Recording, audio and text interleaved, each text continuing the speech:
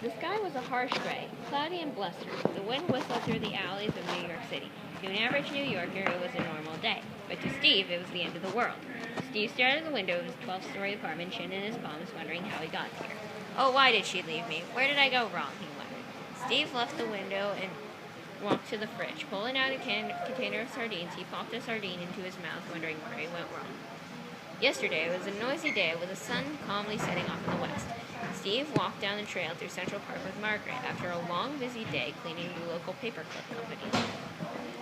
I was thinking we should go to that fancy salad bar place on 426 and 434 Madison, Margaret asked.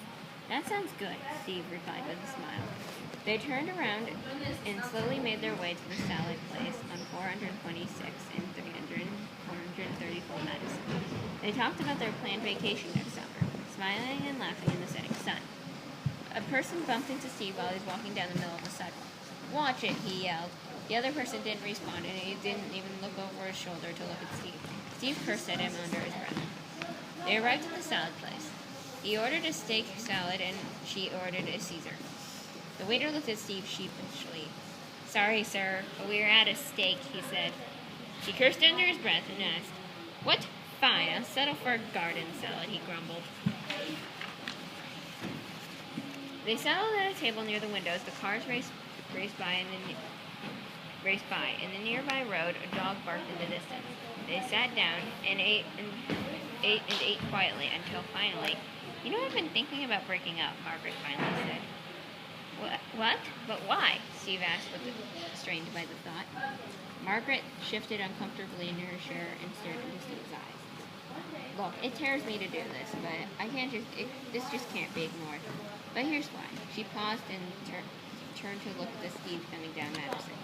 You're angry at everything, like just now, with the restaurant not having steak for the salad for your salad, or you barking at that person who actually bumped into you on the way here. I think I just need a little time. But I can change that, Steve said solemnly. You said that last time, and the time before that, and the time before that. But I said no. The entire restaurant went silent and looked at them. She stormed out of the restaurant and under her breath she mumbled, Don't bother to call me. The restaurant continued to go back to its normal activities while Steve, with his face in his hands, silently crying and hoping no one would notice. Steve almost didn't realize the refrigerator door was open until he walked into the kitchen and realized it was suddenly 5 degrees cooler. He shut the door and trudged all the way to the couch and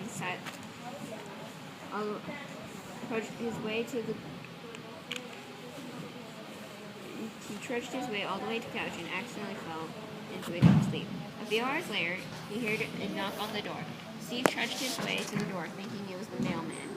He opened the door, and to his surprise, Margaret was standing there right outside of Steve's door with a slight smile on her face.